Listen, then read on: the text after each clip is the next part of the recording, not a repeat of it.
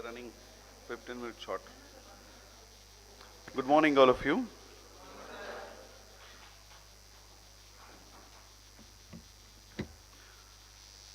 I wholeheartedly welcome each one of you to this workshop and research seminars being conducted by two of our visiting faculty from Cardiff Metropolitan University. As per the MOU that we have signed with Cardiff Met under the Karnataka Wales Partnership Program, in March we had two scientists who visited from there and spoke on artificial intelligence, generative AI, the applications of AI, etc. In continuation to the center that we are going to develop, Center of Excellence in Generative AI and Cybersecurity, we have two eminent faculty members from Cardiff Metropolitan University who are specialized in the cybersecurity, information security, data protection policies, etc. And they'll be delivering lectures on these topics for today and discussing with the research scholars, staff, and all of you. So, on behalf of Mangalore University, on behalf of the Department of Electronics and Computer Science, I wholeheartedly welcome each one of you. And especially, I would like to welcome Dr. Vibhushini, who is lecturer at Cardiff Met, and then Dr. Likhanova, who is a senior lecturer at Cardiff. Welcome to both of you for this workshop that we are going to start today, though you are 2 days old in Mangalore University having attended the conference, but formally for this workshop that we have today and tomorrow. Today's first lecture is going to be on information security by Dr. Vibhushini. Dr. Vibhushini is a lecturer in cybersecurity and serves as the program director for BSc Computer Science program at Cardiff Metropolitan University. She is a STEM ambassador, science, technology, engineering and mathematics. STEM ambassador, as a cyber first ambassador and a mentor, as well as the faculty advisor for women in cybersecurity. Student chapter, Cardiff Metropolitan University. Additionally, she holds the position of early careers liaising for the British Computer Society, South Wales branch. Dr. Bento de Heva is actively involved in research related to data security, data protection, personal privacy, data protection, legislation and policy development, etc. She also participates in outreach activities aimed at supporting and encouraging females pursuing studies in STEM field, is in the science technology field. So we have a number of female students here. You can interact with them. Okay, and in fact, as I was discussing the other day, in Mangalore University, we have many girl students, okay, whom you would be happy to interact. So having said that, welcome you to this program and over to you to take over and start your session.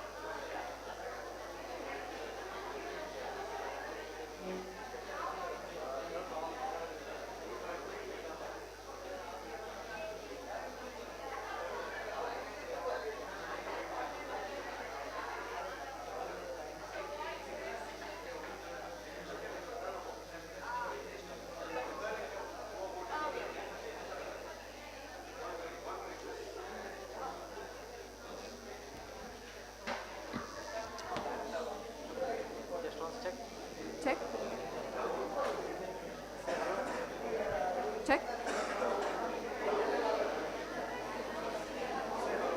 Hello? Is it working? Done? Hello? Hello? That's better? Okay, that's perfect. Okay, how did it go? Did you manage to create the groups? Yes. Fantastic. Oh my goodness me. Okay. Okay, the task for you is, I want you to think that you're going to put the business hat on you, and I want you to think after you graduate, you're going to set up a business in Karnataka district. Business, any business or any organization. Okay? And then I want you to think about the nature of the business. When I say nature of the business, it could be a small business, like a cafeteria. Or it could be a bigger business, like one similar to Amazon, Google, the big tech companies. It doesn't have to be a tech company. It could be anything, a media company. And then I want you to focus on what are the technologies that you plan to integrate? Because, I mean, last couple of days, you have been learning a lot about IoTs, and we did talk a little bit about quantum computing. I mean, there are tons of technologies. And also, I want you to think what type of data that you need for your specific organization, especially to run the organization. Is that clear? Yes? Okay, time allocation is 6 minutes then.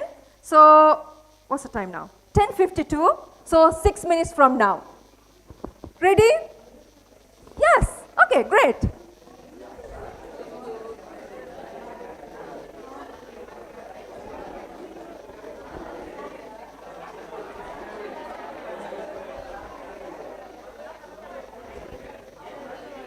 So this is a big group then? This is a big group, one group, okay. Yeah. Is it just you guys in this group then? Probably you can get some of them. Oh, it's absolutely fine. It's absolutely fine if you want to just be in your group.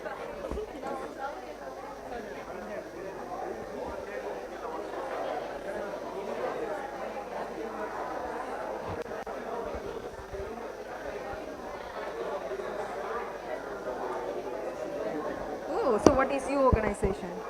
Oh, you haven't? Okay.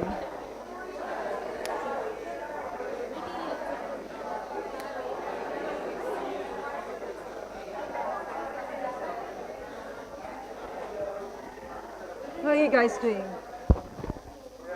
Decided what you want to do? Yeah, we are like thinking of the gaming cafe. Fantastic. Fantastic. Oh, sorry. Have you guys decided what you want to do? What sort of business are you going to set up? Something for females, probably. We are thinking like local business. Oh, small business. Yeah. Fantastic.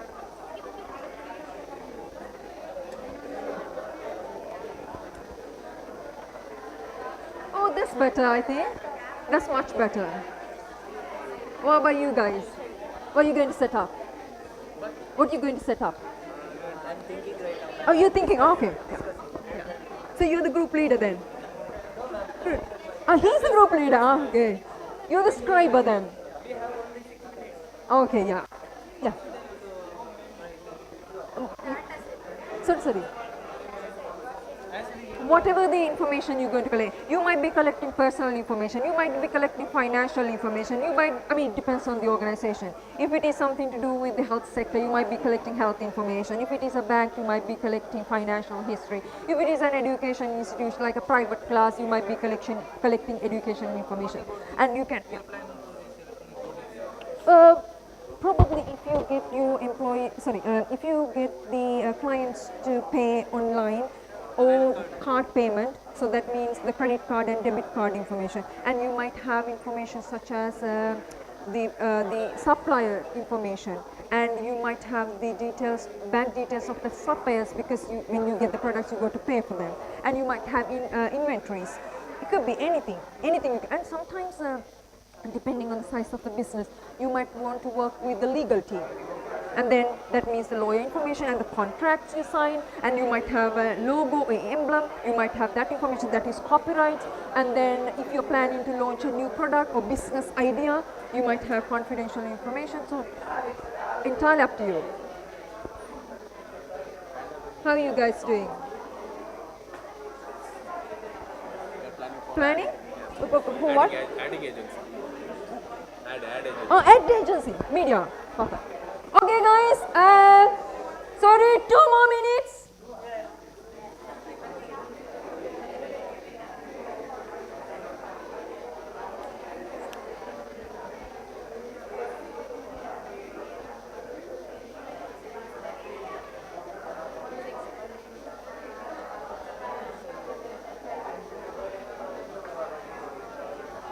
What is your organization?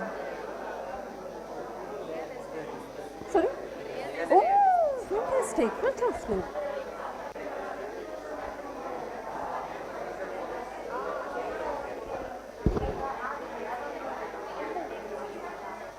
What about you guys? Are you the small organization, isn't it?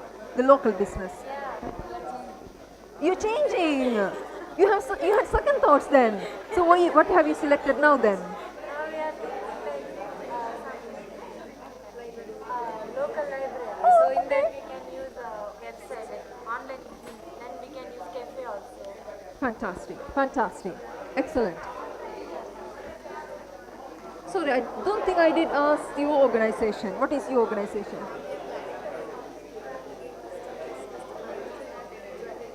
Oh, jewelry shop then. Fantastic. Okay guys, so 1 more minute.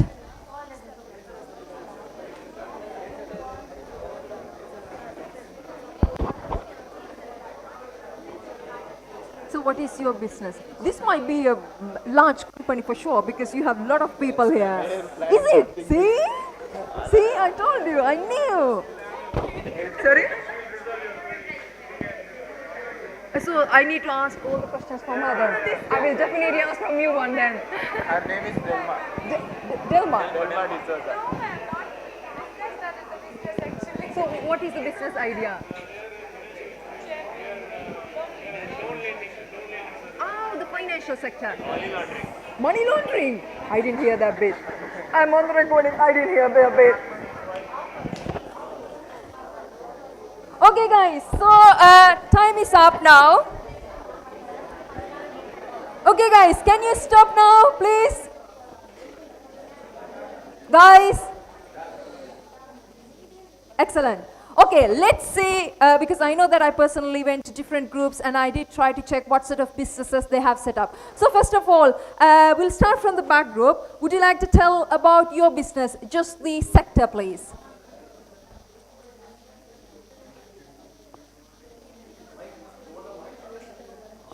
So what is the organization you are planning to set up? Uh-huh. All right, okay, yeah. Okay, perfect, yeah, thank you. So we have a financial service sector, yeah, this group.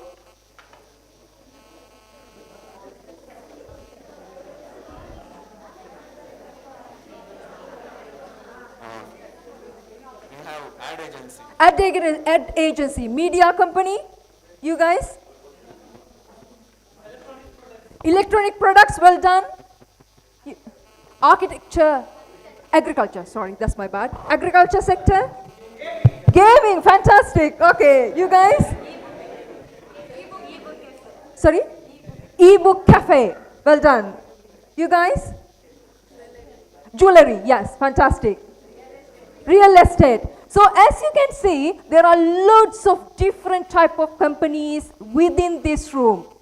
So now, what I want you to do is, I want you to tell me what sort of data that you will be collecting in individual organizations. Probably I will start from this group. Can you give me some examples of the different types of data that you plan to collect for your organization? Guys, you need to listen to them now, please. Hello. We are collecting property information like about land information. Okay. And we are also collecting the client's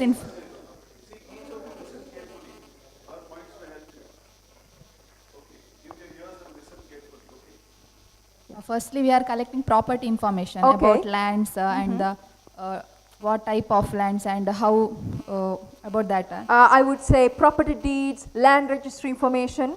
Yes. Fantastic. Then- oh, sorry, you have more. Yeah. Client information. Client information, Name, property owners. Yes. Okay. Then about transaction details and all. Perfect. I would believe that you might have the debit cards and credit Yes. card details. Yes. Fantastic. Thank you. This group. Let's see what you're going to collect. First of all, we are interested in knowing the availability of resources. All right. Okay. Then we are going to collect customers' Uh-huh. interest regarding Okay. the jewelry, current trends, and what are all the prevailing trends in the market, Yeah. and what are their personal interests. Okay. And accordingly, we will be customizing the jewelry. Will you be collecting any personal data? Yeah, of course. Like we will be advertising the product, and we'll be asking like survey, kind of survey. Okay. And we are going to personally ask which kind of materials are required for your interest. Okay, I believe that you might be collecting the bank details, name, address of your clients, suppliers as well. Okay, great. Okay, this group, what are you going to collect? The library, e-cafe library. E-cafe book. Oh yeah, So we are collecting customer details. Okay. So what type of coffee they are consuming, Uh-huh. and books, which type of book they are reading. Most people are interested in. okay. That's it? Yeah. Fantastic. Okay, games. Let's see what you guys are collecting. So firstly, we are collecting the customer demographics. Oh, all right, okay. So name, age, and contact, and the information of the people who are. Personal data, fantastic. So next thing, we are collecting the usage metrics. That is the time spent per person, the session, Yeah. and the frequency of the visits. How the people frequently visit our cafe. Okay, So next, the transaction details. okay, Basically, it includes like credit card details and the debit card details. okay. Then the feedback and the suggestion of the customer. Perfect. Yeah, I will take one more group. Probably I know they have a large business. Okay, who would like to go, please? Probably a different person, if you like. No. Okay. You specialize in? Yeah. Uh-huh. Uh-huh. Okay. Credit history as well, I believe. Okay, fantastic.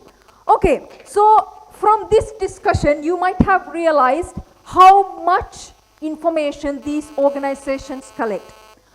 From organizational perspective, it is very clear they need this information. One thing, as clearly they said, they need to enhance their services, and also they need to make sure that they provide the best possible service to their clients. So they need information from their perspective.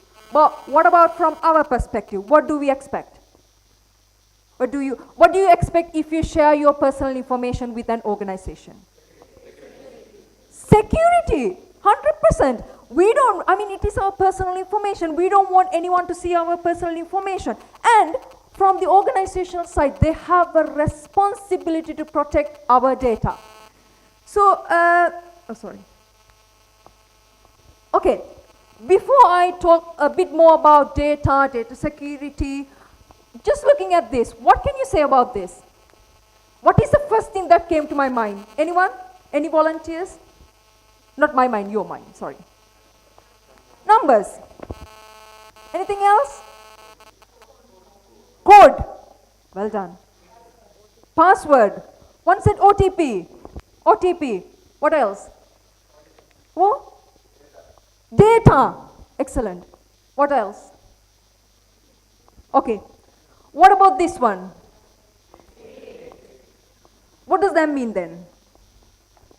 So you said data, the previous one. What is this then? Fantastic. Information. So if someone presents you some data, like the previous one, you can say OTP, you can say password. We had a lot of different thinking. But with this one, you say, oh, this is date of birth. So what does that mean? So the attackers or the perpetrators or the bad guys, if they saw the previous one, for them it could be anything. But this one, that is what they have to protect.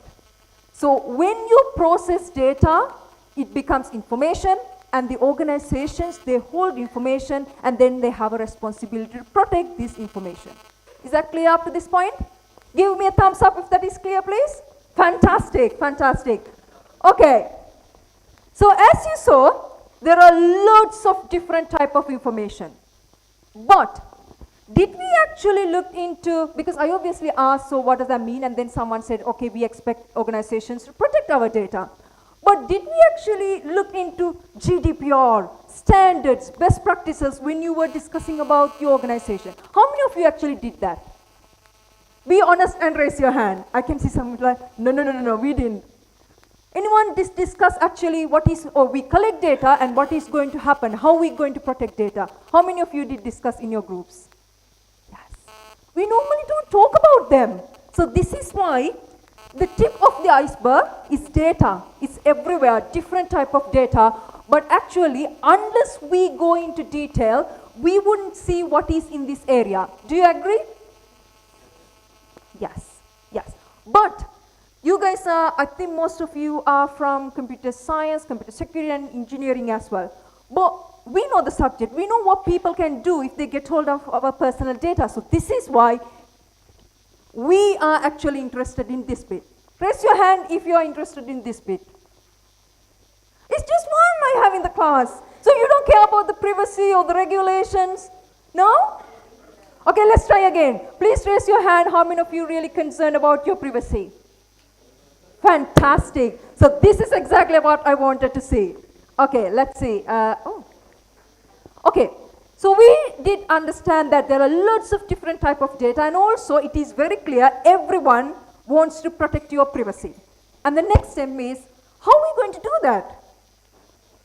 How are we going to do that? Have you heard about the carrot and the stick?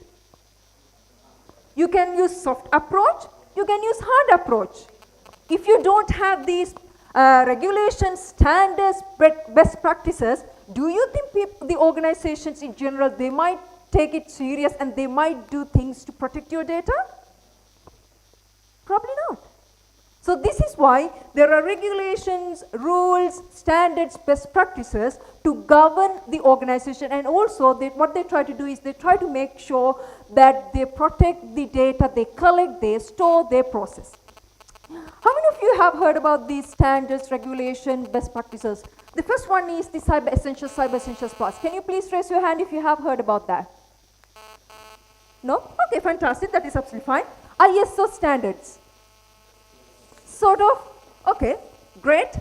ISO 42001. How many of you did attend the conference yesterday? Yes. Can you remember the guest speaker was, no. Sorry to put you on the spot. No, that is absolutely fine. That is absolutely fine. Laws and regulations. How many of you have actually gone through, I know that you have a draft GDPR inspired bill in India. How many of you have actually gone through the document? No?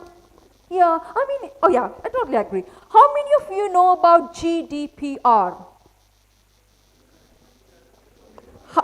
Can someone please tell me what GDPR stands for? Oh, brilliant. Well done. I think you guys knew that you were going to say that too. Yeah, fantastic. Okay, so I'm not going to go into very much detail about these things because I know it might be a bit boring, I need to be honest, but I will try to cover the basics, okay? And also, every time I discuss one of these, I want you to think what applies to your selected organizations, okay? So after I finish explaining, I'm going to ask what applies to your organization and why you think it applies to your organization. Ready? Can you please give me a thumbs up if you're ready? Fantastic, great. Let's see. Okay, Cyber Essentials. I know you did say that you are not familiar with that. That's fine. So the basic idea with Cyber Essentials is it applies to any organization. I know last group at the back, so they have a large organization. I know we have local organizations. Some are small and medium organizations. So the Cyber Essentials applies to any organization, and also it is a UK government-backed standard. So it doesn't mean that it is not applicable to the organizations in other countries. I will tell you why in a minute. But it is not compulsory. But it is good to have because it sort of like provide you a direction to protect the data they collect.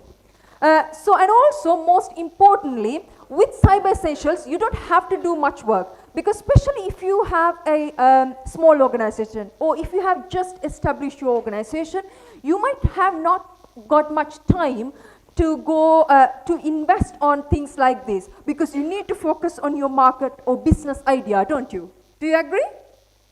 And sometimes you might not have the skill set within the organization, okay? So this is why Cyber Essentials pretty straightforward. All what you need to do is you have 5 criteria. I'm going to show that to you in a minute. And you got to say, you know what, yes, we have established an organization, and most importantly, we do have patch management, secure configurations, firewalls, tick, tick, tick, tick. And then what do? You send the application, and they say, okay, fine. It's that you are saying that is a self-verification. You are saying that you do everything. Okay, fine, we are happy. So you get the Cyber Essentials certification.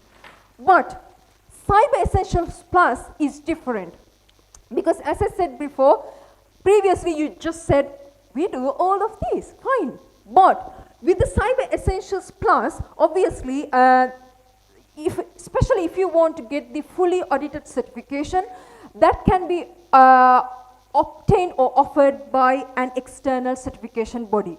Even though you say, okay, we do X, Y, and Z, it doesn't mean that they're going to give you or issue you the certificate. So this is when you might get a person visiting your organization to check whether you have all these things that you said that you are doing in the previous application. So first step would be the Cyber Essentials, and then because in that application you said you have boundary firewalls, you have secure configurations, access controls, malware protection, patch management. You put tick, tick, tick, tick, tick. And then they need to check, before they issue the Cyber Essentials Plus, they need to check whether you actually do that within the organization.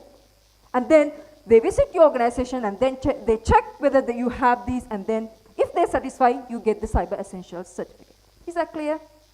How many of you think that it might be applicable to your particular organization? Just raise your, one member can raise the hand.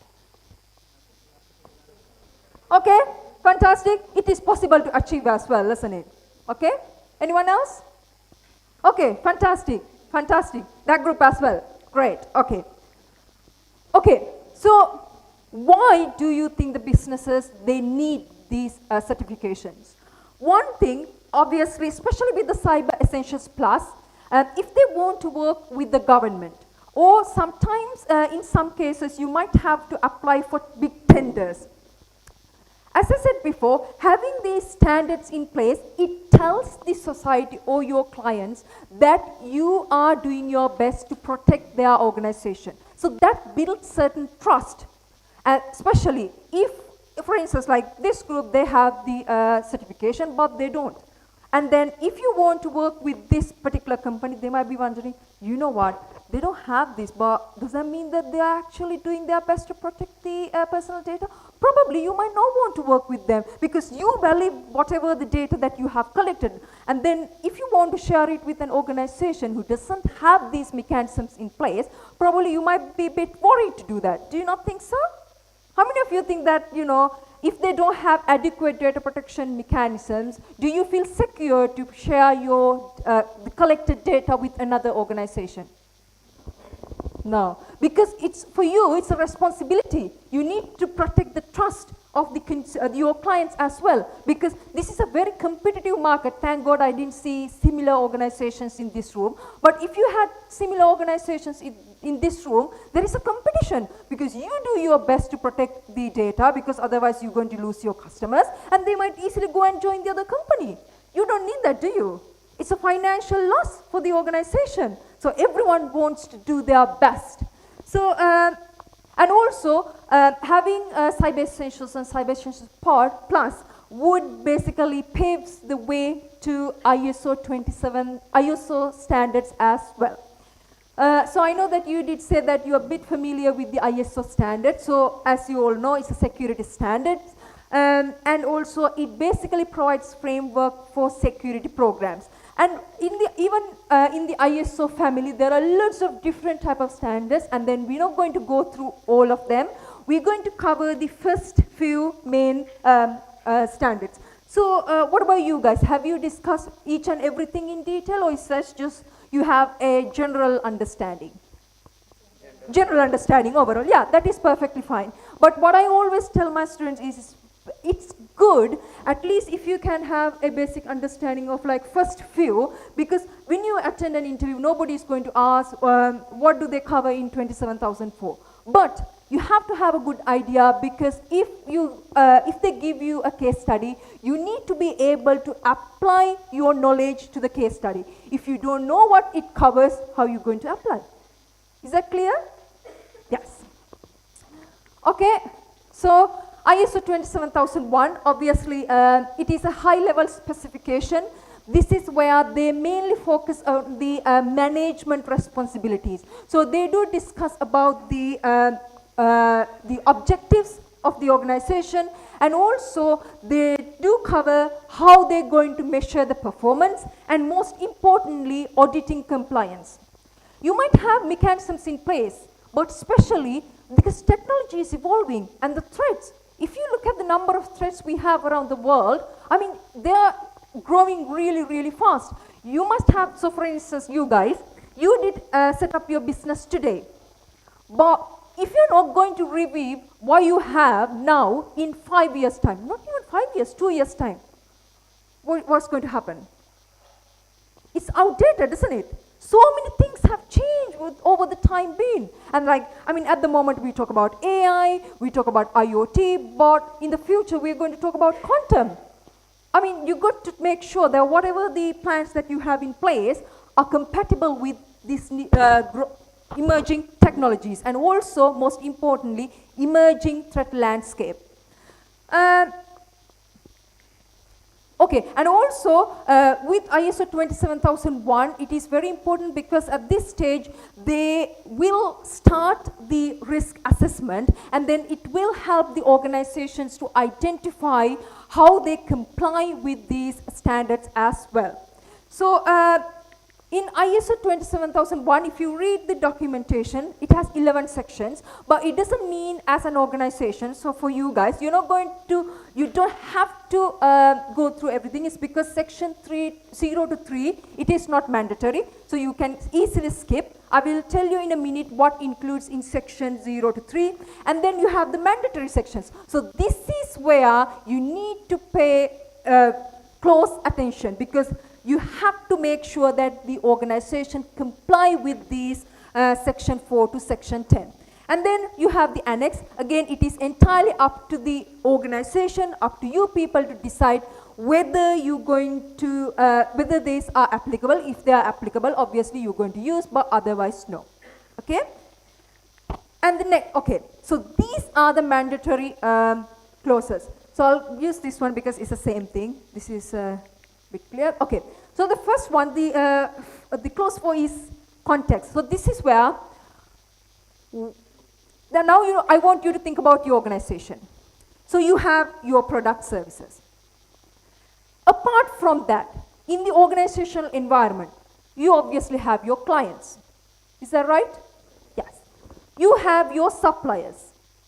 Yes? For most organizations, probably not for you. If it is a big organization, you might have a legal team. You might have HR. You might work with banks. You might have stakeholders. Is that right? Likewise, in the environment, you have different people. So it is up to you to understand if there are any existing issues, or especially their needs and expectations. If you do something, and if you sort of like, because you have stakeholders, some of the decisions you make within the organization, you have to communicate it to the stakeholders, because stakeholders sometimes may take decisions and it might impact on your organization. Is that right? Okay. And then the leadership. I mean, any organization, if it is a small organization, at least you have the owner, manager, head of the finance, sometimes if you have a bigger team, the HR team as well. So you have a leadership team. And you need to understand, okay, if you're going to come up with something to protect information security, are they going to commit towards that? Do you think it is the right time? Because you have other priorities. Like during COVID time, who would want to focus on information? I mean, obviously you want to focus on information security, but at the same time you have bigger problem. If you were like doing business like face-to-face environment and you needed to shift it to the online environment, that's a massive change. But as a part of that, the organization would have actually thought about, oh, hang on a minute, the environment has changed. So how are we going to make sure that we protect the information we collect, we process, we store from the perpetrators? Is that clear? Okay.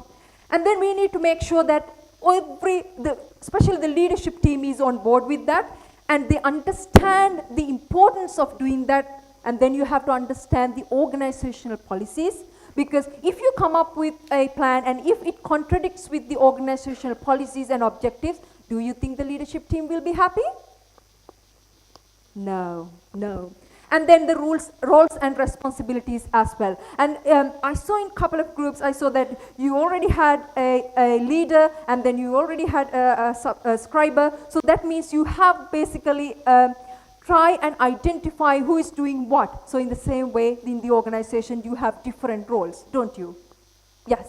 And the planning stage, this is where you try to identify the risks and opportunities and also the idea or the objectives of creating information security plans, and most importantly what? How to achieve them. You might have plans, but if they are not achievable, do you think it is really useful to have plans? No, no, no, no, no. Okay, and then the support system. So the resources you have, the awareness. Do you know that most of the time, the reason behind cyber breaches, it is human error. I mean, it could be the lack of awareness. It could be lack of education. It could be lack of training. If you just click a wrong button, it's going to cost a lot of money to the organization, reputational damage. You might even end up losing your customers. Who would want that to happen? No, no, no, no, no. Do you guys want that to happen for your organization? No, no. So this is why communication and awareness training programs is very important. Documentation information. Why documentation is important? Why do we need to document everything? I mean, it's going to take a lot of time as well. Evidence, analyze, maintenance, did you say? Maintenance, okay. Fantastic.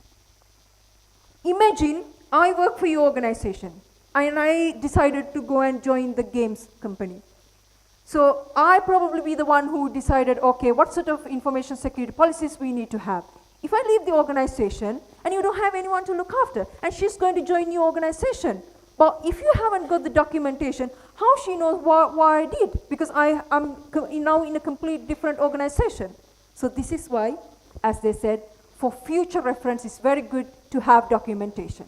Is that clear? So when you set up your organizations, what are you going to do? You're going to document everything. Is that right? Yes, fantastic. Okay, the operations, so this is where you're going to focus on plans and controls, the risk assessment and risk treatment. So I would like to talk a little bit about the risk treatment. Do you know what is risk treatment? Okay, before that, how many of you think you are 100, because I'm pretty sure because you are cybersecurity students and you use password, multi-factor authentication, biometrics, and you don't share your personal information with anyone, how many of you think you are safe? Can you please raise your hand? No one? What does that mean? So you don't have any security mechanisms, you don't have passwords, biometrics? So why do you think that you don't feel you're secure? Fantastic. Even though you think that you practice good cyber hygiene, even though you use all the technologies that are available, we can't say we are 100% secure. Because, as I said, technology is evolving, perpetrators are using the same technology, so we are not 100% safe at all. So this is why, again, same for the organizations. Have you heard about residual risks? Residual risks. No? Okay. So now you know it is important for you to have controls, best practices, standards in place to protect the data you collect, process, and share. Is that right? However, do you think organizations are 100% safe? Or organizations would be able to protect? Some people say no. Absolutely not. So this is why I said sometimes, so this is what residual risk means. So organizations try their best, but still there might be instances they need to understand, you know what, even though we try our best, there could be some loopholes. There's a possibility, at least 1%, or 0.00001%. So increased risk treatment, what we try to do is, we can do different things. How many of you have heard about cyber insurance? Cyber insurance. Yes, yes. How many of you would like to buy a cyber insurance policy for your organization? Raise your hand, please. Yeah, one. You guys as well? 2, 3. Yeah, fantastic. I think it is good. So in order to treat risk, it's like buying your personal insurance. When you travel, you buy travel insurance. So it's some kind of assurance, isn't it? If something goes wrong and if you can't afford, at least there is someone to look after you. I know you have to pay monthly, but still. And sometimes what happens is, you don't take risk. How many of you take risk in your life? We all do, don't we? We take risk. If some good comes out of that, that is brilliant. If something bad happens, again you have to accept it. So organizations, what they do is, especially if they use hazardous materials, and if they know that this is going to cause some huge risk, like chemical industry, they're not going to use that. They say, oh, it's better to keep away from that. In the same way, when you talk about the security, probably they might decide, you know what, we might not collect personal information. We might collect other information. I think someone said demography.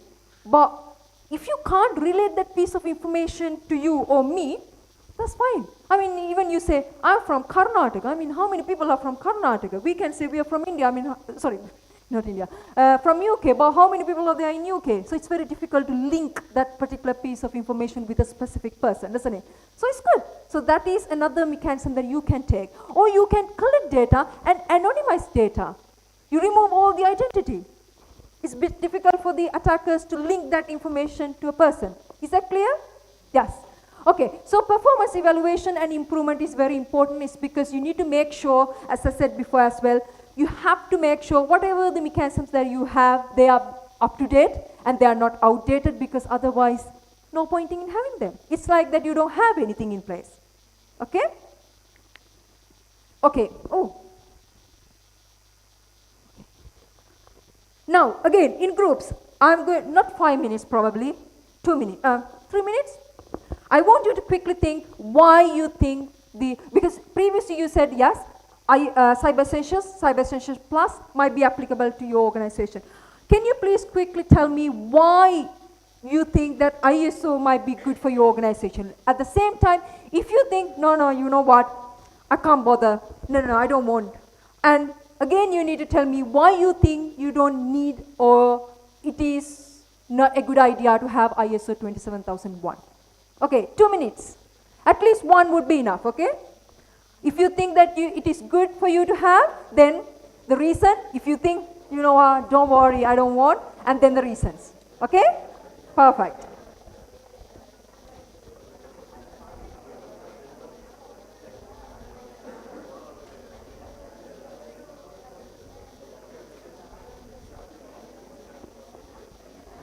Oops.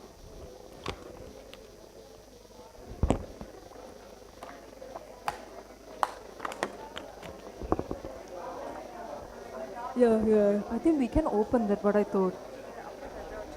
Yeah. What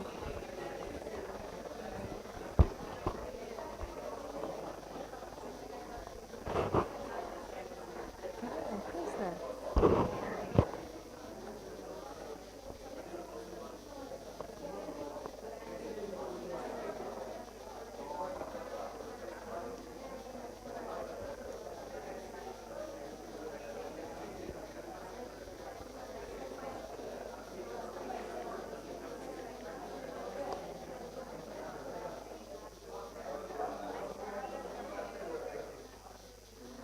just one point would be enough, please.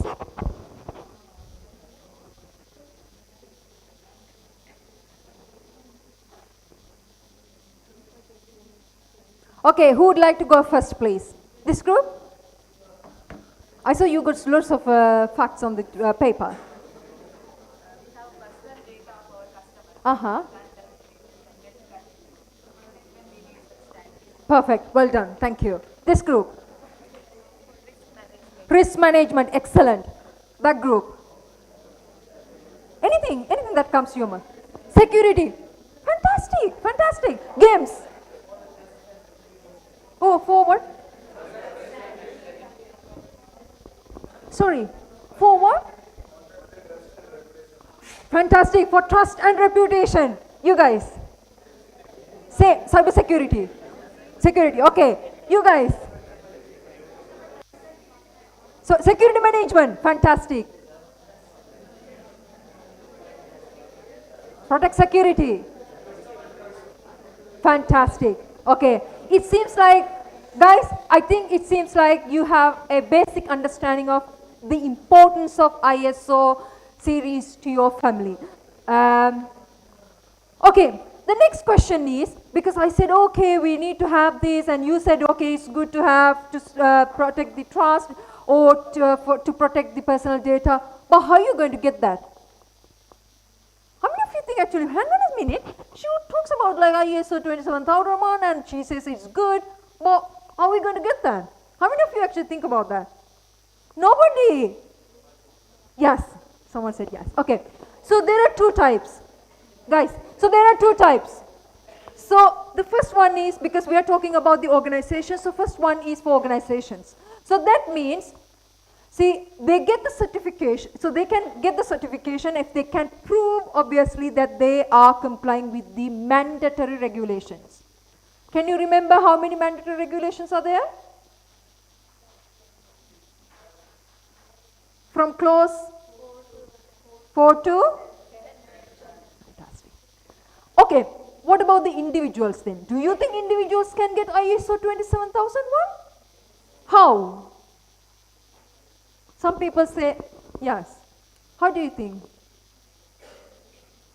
Yes, you are absolutely right. You can get the certification. If you complete the training, then you can get the certification. For an example, at Cardiff Metropolitan University, we offer ISO 27001 training for our undergrad students. So have you heard about a British Standard Institution, BSI? Yes? So they are our partners. So they basically deliver the training over 2 days, and then they assess their knowledge, and then the students can get the certification. And then after that, if someone wants to pursue a career in this field, like an auditor, then they can do the lead auditor, and then the practitioner, and so on. So there is a path for you. Going back to the organizations, because we are mainly focusing on organizations. So as I said, a certification body should issue the certification. So, I mean, there are 4 stages. The first one is they have to review the documentation. It is to make sure, you know what, you have said you do this, but how do they know actually you are doing that? So that is why first thing they would do is they review the documents to identify what you do in individual organizations. Is that clear? Okay. And the next one is, you say you do that, but how do they know you are actually doing that? So this is where, like in the previous one, they come to your organization and check, okay, you have said that you have secure configuration.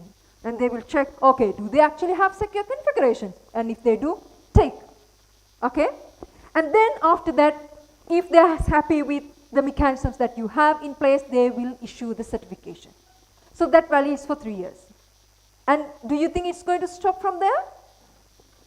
Surveillance visit. Because at the time they visited your organization, you impressed them and they're very happy. And then they need to make sure that you carry on doing the same thing, because they have given you the certification. And then that is why they might visit the organization again. We call it a surveillance within that period. And then they check, okay, do they do this, and yeah, tick, tick, tick, tick, tick, tick, and then issue the certification again for how many years? 2 years? Fantastic. I was just checking whether you are listening. Fantastic. Okay, so that is about ISO 27001. And I know that we have 2, 3, 4 and so on, but I'm not going to go through everything, but it's just, I thought it would be nice to just give you an idea about what is going to happen in ISO 27002 as well. So if you can remember, I did say in ISO 27001, they will start thinking about the risk assessment. Did I say that? Yes. Okay, and in ISO 27002, so they are going to see what actually applies to their particular organization, because here they mainly focus on the controls. When we talk about the controls, there are loads of different type of controls, but not everything might be applicable to organization, for your organization. Like for an example, if you want to protect data, you might say, oh, we can use forget about the protection of data. If you want to authenticate a person, so you say, we can use passwords, we can use username, you can use biometrics, you can use, oh, I don't have the card today, you can use the card, I mean, lots of ways. Well, probably you might say, I mean, that doesn't mean that you need to have everything in place. I mean, for gaming, you might say, you know what, no, we need the biometrics. And the cafe, you might think, no, it's actually username and password would be enough. Or for Google, they might use smart cards, biometrics. It's entirely up to the organization. Sometimes it depends on the type of data you collect as well, isn't it? Because if you, for instance, if you're collecting national security or sensitive data, you might think, oh my goodness me, yes, you need. But if it is the demographic data, well, as I said, it's very difficult to link that particular piece of data to someone. Because if you say, I'm from Karnataka, I mean, in this room probably we have around 50 students, and then, I mean, everyone is from Karnataka. It's difficult, isn't it? It doesn't mean that it's just you from Karnataka.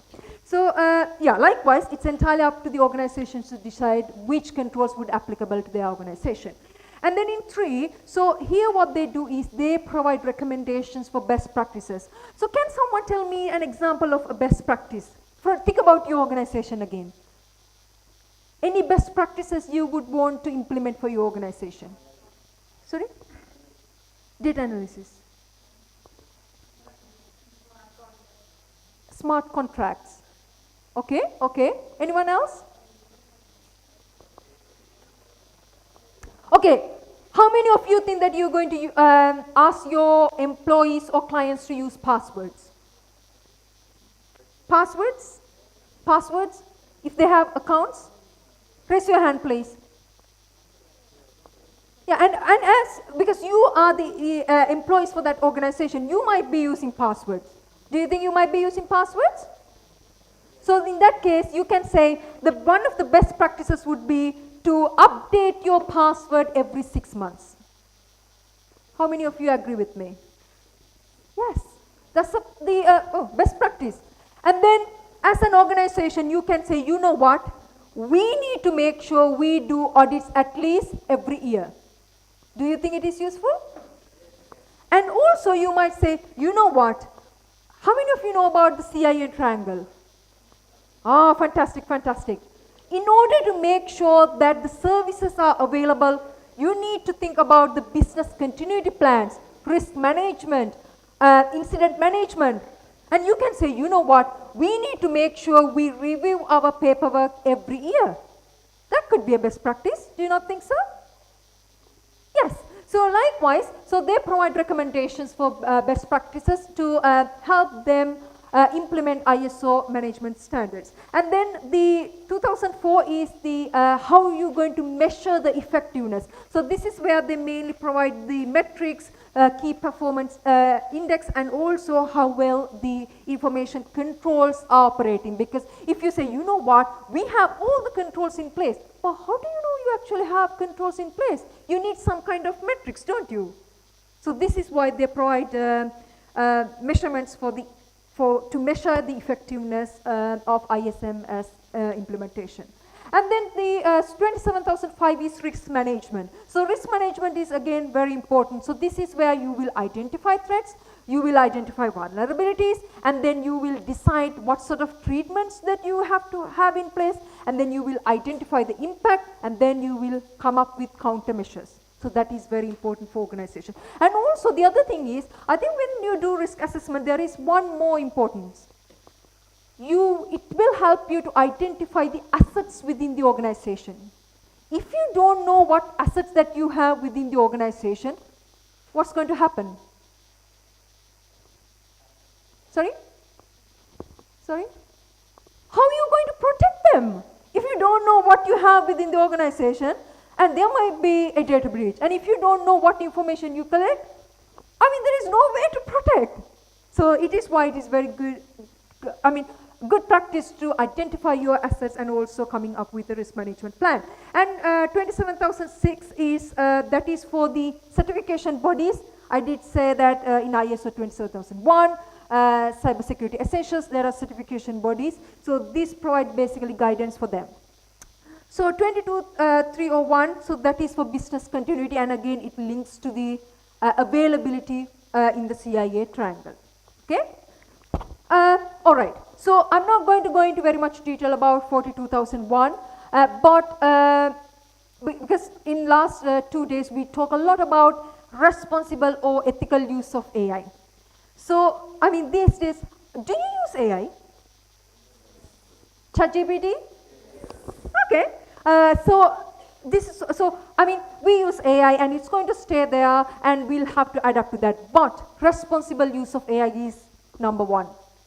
So this is why they came up with ISO 42001, that is the world's first AI management standard. So they basically looked into how the factors such as transparency, accountability, mitigation, safety, privacy, and also most importantly, they provide training to people. They provide training to the leadership team. They focus on the improvement of the services, and also they look into providing support for the organizations as well. So I would recommend you to go and read about the ISO 42001, especially because you use AI, and also this is a contemporary topic as well. Okay, now we did actually talk the standards. We're going to go beyond that. This is where we're going to look at the GDPR. I know you said GDPR is General Data Protection Regulation. What else you know about the GDPR? Anything that comes to your mind, if someone says, oh, you know what, we have GDPR in place now. What does that mean for you? Anyone? Any volunteers? I love volunteers. Any volunteers? Privacy protection, very good. Anything else, please? And it applies, okay, so now I'm going to say something and I want you to say whether it's a truth or a lie. Ready? Okay. GDPR applies to any country in the world. Is that a lie? How many of you say it's a lie? Can you please raise your hand?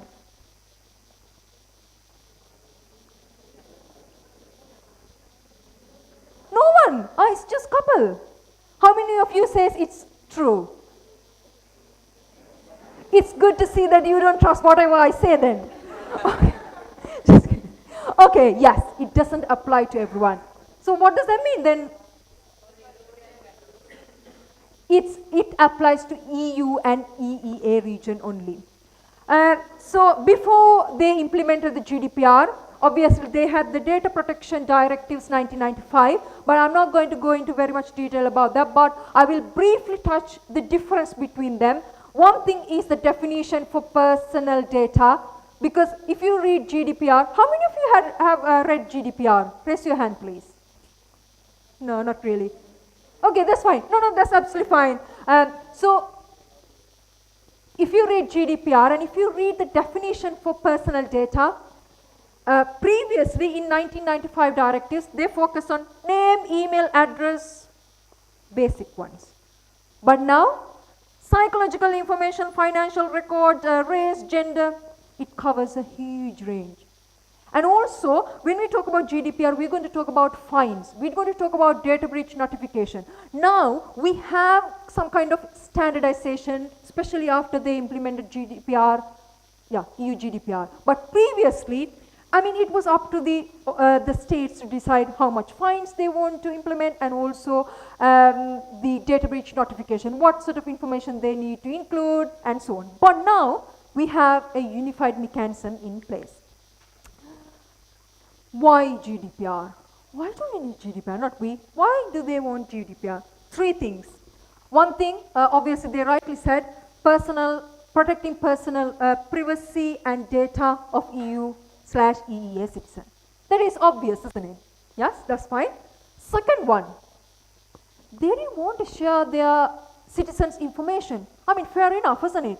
Because unless the receiving country, they have adequate data protection mechanism. If you read literature, you might be able to see a lot of countries, they have come up with GDPR-inspired bills. Have you heard about that? No? No, that's fine.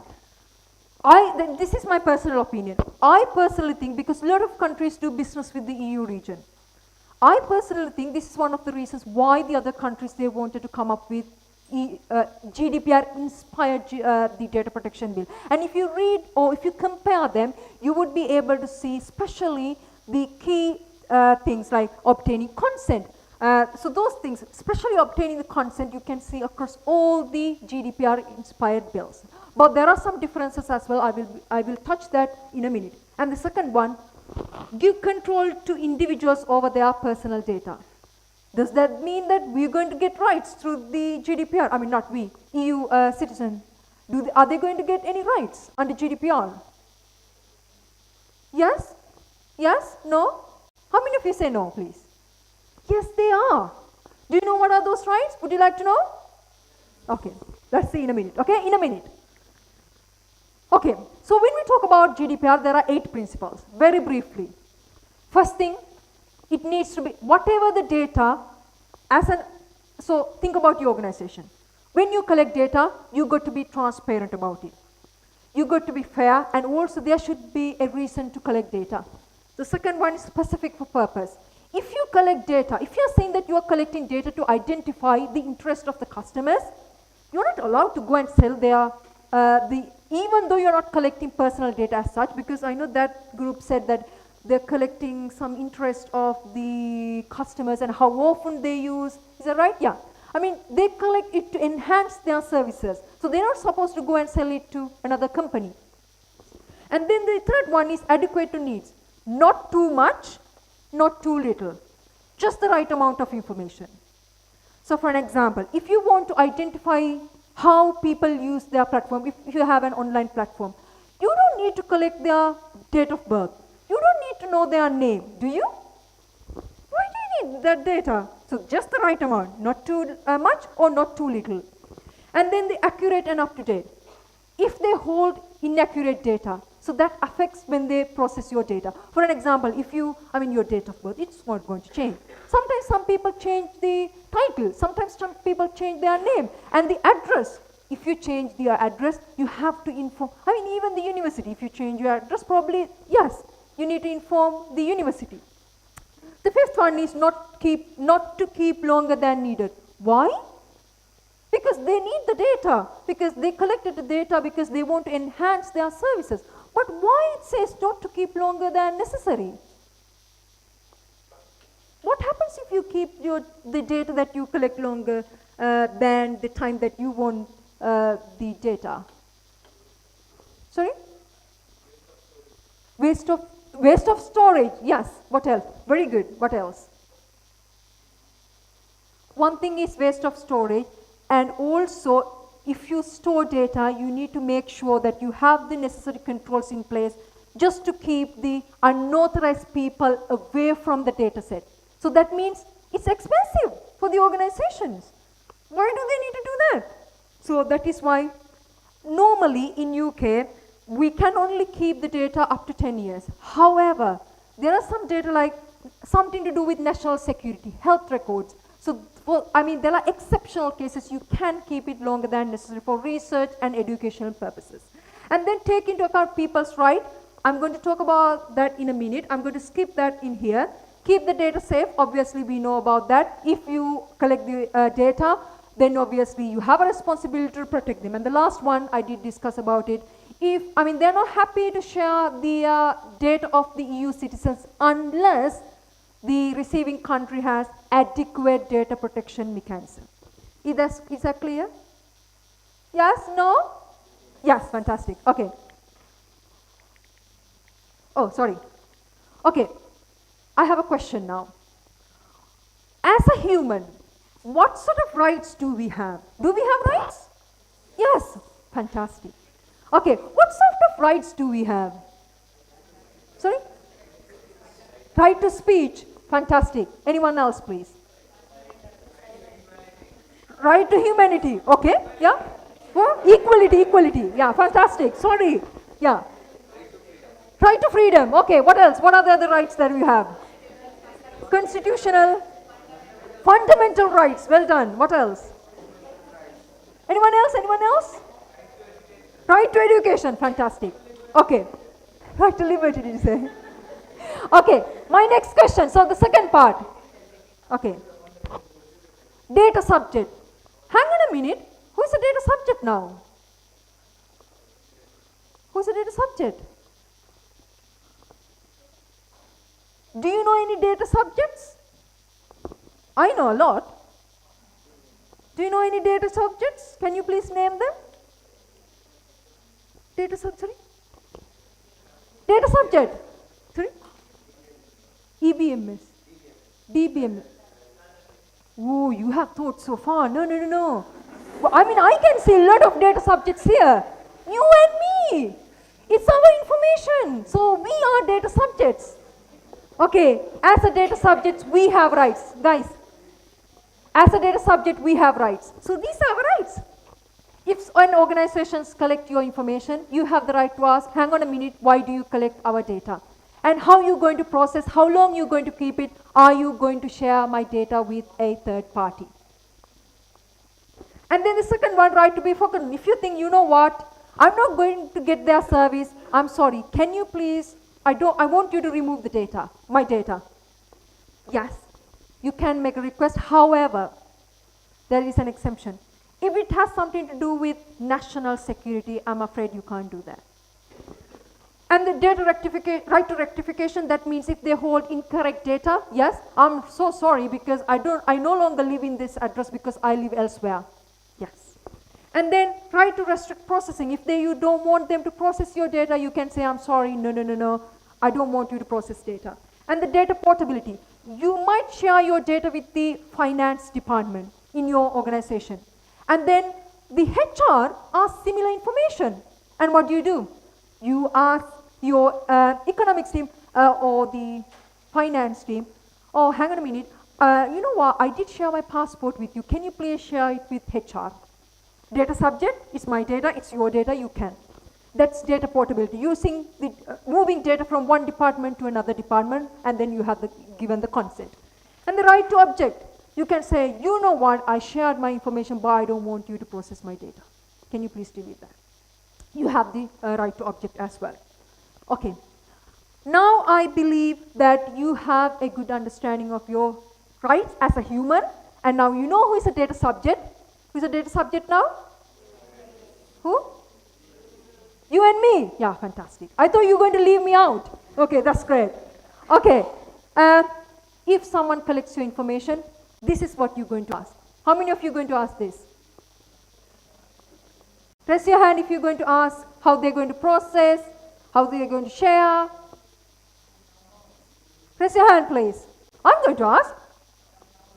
Sorry? Now onwards. Yeah, this is exactly what I wanted. Fantastic. Okay.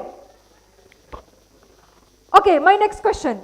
Now you are about to establish an organization. Now we talk about GDPR, we did talk about the principles. I want you to tell me, do you think GDPR applies to your organization? How many of you think yes? Can you please raise your hand?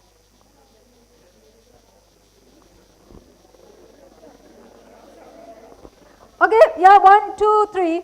I believe others says 4. No. I want someone to tell me why you think GDPR applies to your organization. Any volunteers? Guys? Oh yes, sir. Thank you. Fantastic. Brilliant. So yay, I did my job. Yes. Okay. Absolutely. Guys, absolutely. So GDPR, as you know, applies to organizations, who has presence in EU or EEA region, as he rightfully said, if you have clients in that particular region, even though your business is in India, this applies to your organization as well. Consequences, I'm not going to go into very much detail, but if you fail to adhere to data protection principles, and if there is a data breach, or if you transfer the data to a country that doesn't have adequate data protection mechanisms, you got to be very careful.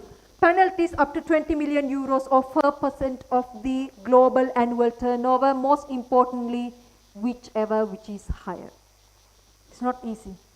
So, and also if they fail to comply with technical and organizational requirement like impact assessment, if they fail to communicate data breaches, then penalties up to 10 million or 2% of the global annual turnover, again, which is higher.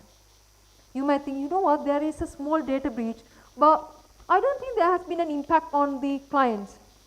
No. You still have to inform the data subject. However, it depends on the country as well. Some countries, it's not just the client or the data subject, you have to inform the government as well, but it depends on the country as well. Okay, how many of you know about the Brexit? What happened in Brexit? Sorry? What happened in Brexit? Sorry? I can't hear you guys. What? Yes, please. Shh. Yeah. Perfect, thank you so much. And then what happened?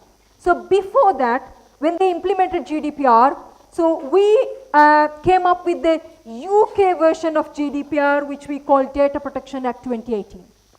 But when we came out of not Brexit, when we came out of EU, now we have the UK GDPR, very much similar to EU GDPR. So going back to the UK GDPR, obviously we have the Information Commissioner's Office.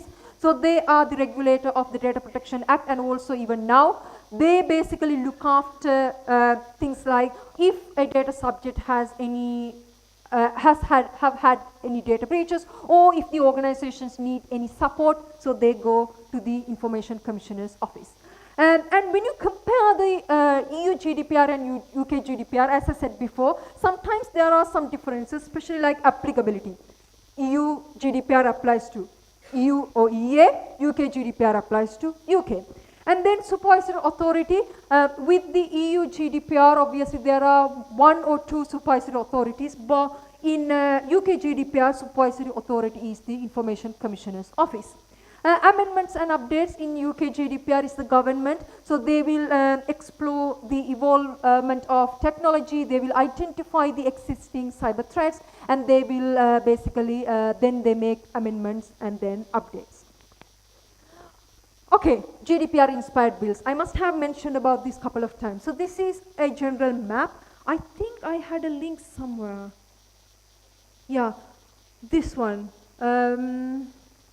Let's see. Okay, yeah, I will see whether I would be able to show you that one. So if you look around the world, there are lots of countries who have at least a draft level data protection mechanisms.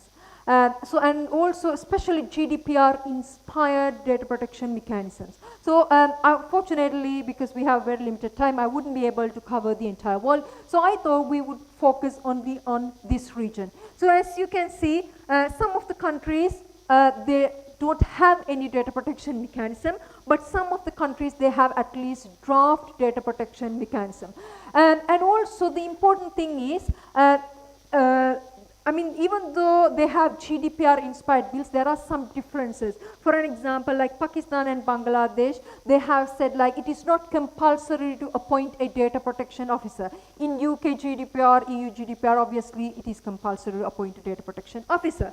And then in Bangladesh, they haven't actually go into very much detail about the data breach notifications, but like in UK GDPR, EU GDPR, they have said, okay, if there's a data breach, you got to inform the data subject within 72 hours.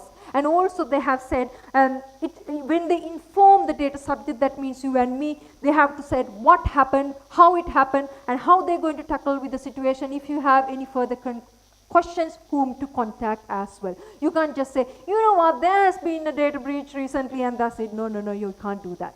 Okay? Okay. So probably by now, so it's towards the end of the presentation. I'm going to, stop now. Probably you must have been falling asleep as well now. Sorry. So in long term, so probably by now, I believe that you have an understanding that national level, countries are doing a great job to protect our data. Do you agree? Yes. Regional level, we have GDPR, but in other regions, they haven't got a solid data protection mechanism like GDPR. It might take time, but I personally think it is very important. Because we are talking about globalization. The threats have gone beyond boundaries. No longer we can say, you know what, data breaches are unique to X particular country or X particular region. It has gone beyond boundaries. So that means we need collaborative approach. So, and also if you look at the global level, I mean global level, especially when we talk about the traditional warfare, we have international humanitarian law. But unfortunately with cyber, we don't have a global level data protection mechanism. I think probably it is time, probably it might be difficult because of different social, economic and financial background. At least if we can sort of like say, okay, all the countries need to do X, Y and Z. For an example, all the countries should obtain consent before they collect data, before they process data, before collect, process data. So that might be some kind of agreement between countries, and it's good. Then we know, they ask you, okay, is that all right if I collect your date of birth? So we know, because they obtain the consent from us. So then we think, oh, you know what, it's very nice of them to have asked. Do you not think so? I think so, because they took permission from me, the consent. And also, yeah, this is why I think at the regional level and global level, it is important to have data protection mechanisms. The next big question. So now I have been saying, oh, you know what, we have these standards, we have these best practices, we have regulations, laws. It is important, and probably by now you know it is important for you to have at least Cyber Essential Plus. But what happens if you don't? What's going to happen?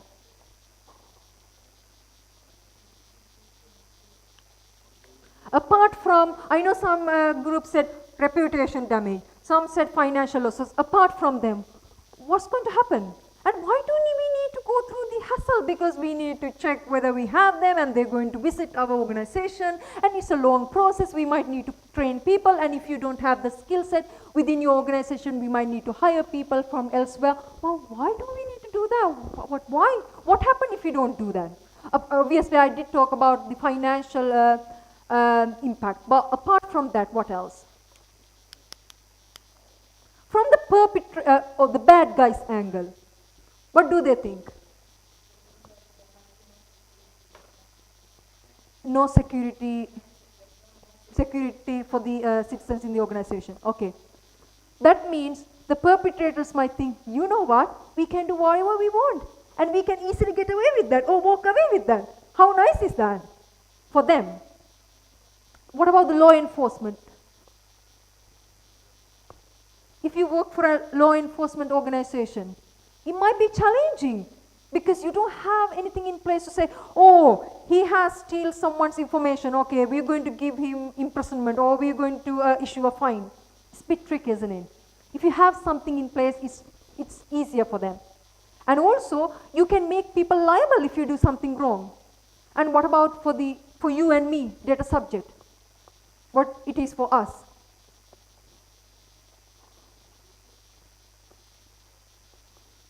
Do you feel secure, or do you have confidence to share your personal data if you don't have any sort of like protection in place within the society, within organizations or countries? No. And also, if you know that, I mean, sometimes, for an example, if you have become a victim, and obviously if there is no framework in place, and you might be thinking, hang on a minute, even if I inform the law authority, they might not be able to do anything. And you might think, hang on a minute, so why do I need to do that? So this is why it is very important that we have these mechanisms in place. And also it boosts your confidence and it helps the law enforcement agencies to make sure that to bring the perpetrators in front of the justice. And most importantly, perpetrators wouldn't be able to get away with anything that they do, any bad things that they do. Is that clear? Fantastic. Okay, so that's the end of my, I was going to say story, not that story, the presentation. I have got the references here. Anyone got any questions? Anyone got any questions? Yes, please.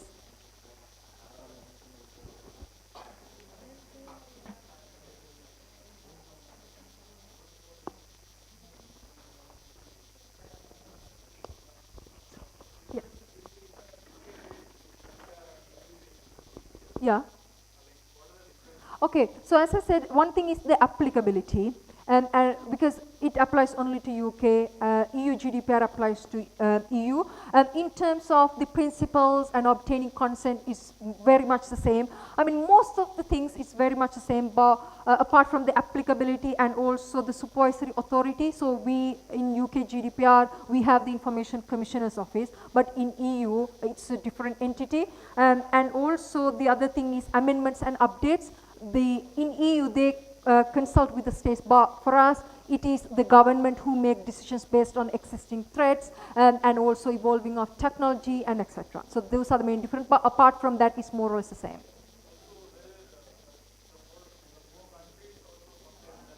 Yes, in UK. Yes, in Scotland as well. Yeah, you might mean the Ireland, Northern Ireland, and the Ireland. Yes, I mean the part which is in the EU side, so they follow EU GDPR, but part within our side they follow UK GDPR. Any other questions, please? Yes.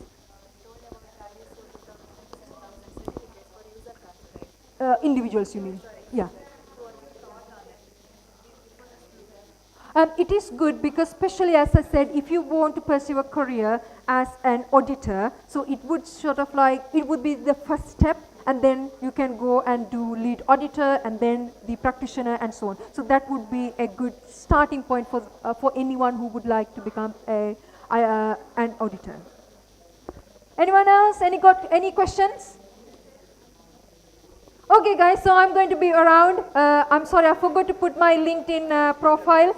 But if you, not Google my name, if you search me on LinkedIn, you would be able to add me on LinkedIn. And if you do have any questions, please feel free to ask me because I would be around. So I hope that you did enjoy. It wasn't boring. So yeah, thank you so much, everyone. Thank you.